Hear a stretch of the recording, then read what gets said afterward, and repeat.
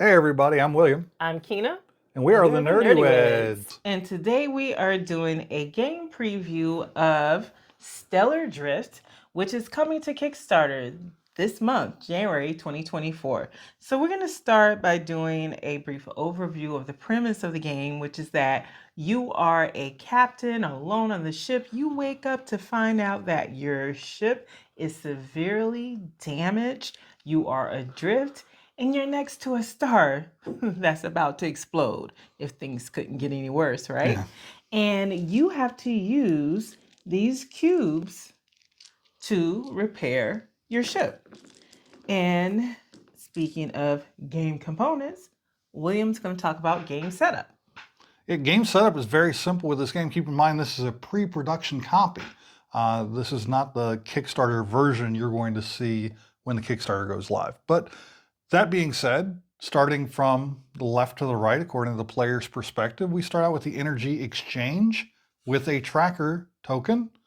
This is how you keep track of your energy throughout the game as you gain and spend. Next, you're going to have your ship. There are multiple versions of the ship available to the players, depending on the difficulty level. Your next one is your ship repair tracker. It's also the round tracker and the end of game scoring right there. So you can see what you need for end of game scoring. And then last but not least is your tech upgrade tracker. This is where you upgrade your different technologies to gain different bonuses throughout the game. It also has your income at the top, which is the first phase of the game. There are three phases of the game, and like William said, the first phase is income, and during income, you get energy, and cubes, and you also get one tech upgrade tracker Point. Yep. point, 1 point. And the income and both the incomes, except for the tracker, or except for the tech point, can be upgraded through the game to get more income throughout the game. Next phase is the repair phase. Repair phase is the more complicated phase. We're going to take the cubes you gain during income, also use energy you gain during the income to get more cubes or exchange cubes, however you want to do it, to utilize them to repair different rooms of your ship. As you repair those rooms, there are symbols you're going to see on the ship that are going to activate ship things on the ship repair tracker. They might give you fuel, they might give you tech upgrades.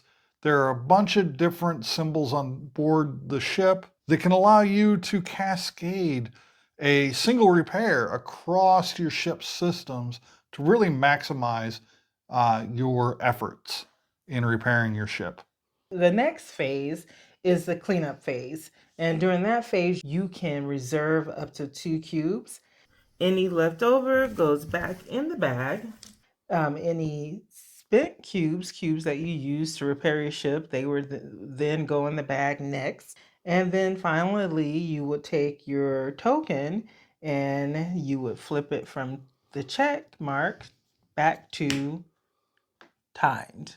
So that wraps up the brief overview of the gameplay. I am very excited about this game coming to Kickstarter. I've gotten to play it at a couple conventions now, and I really enjoy the game. And I love, one of the things I love about it is as a player, in your typical roll and write games like that, flip and write, you don't have a lot of agency over what's going on with what you're working with. It's a set of cards or it's a set of dice.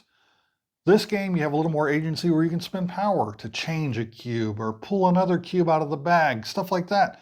Gives you a lot more agency in the whole roll and write genre of games. Well, this is a pull and write. And definitely going to back this one myself, and I'm looking forward to it. Okay. Well, that kind of kicks off our start of our Kickstarter series that we started last year, but we didn't do as many videos as we wanted to. We're going to do more this year, hopefully one a month. We'll see. And it will be the question of, will you back it or not? And you Yeah. already said you will back this one with your final thoughts. And with my final thoughts, I just want to mention the accessibility because the final version of this game, the difference between it and this pre-production copy is that the cubes will have symbols on it, Yeah. which I really appreciate because that's gonna add accessibility, especially for people who are colorblind and may not be able to see the red or green, but having those symbols on it will help them be able to tell what cube is what. I also like the notepad, and they're gonna have the different notepads with the game board and then with the ships. So this game has a lot of replayability, and it also has the potential to last a long time with the components that are included in the box, and I like Yeah. that. And that replayability it's a fascinating puzzle. And with the multiple different types of ships, you can play this game over and over and over and not just pull different cubes from the bags at different times and stuff like that, but have completely different layouts of ships that can really amp up the difficulty of your repairs. That's it for us on this one, guys. Thank you so much for joining us. Make sure you check out the Kickstarter, like, comment, and subscribe on this video. Let us know if there's a Kickstarter you see, let us know about it. Maybe we can look at it for the channel and let you know what we think of that one. But check this one out. This is Stellar Drift. And until next time. Stay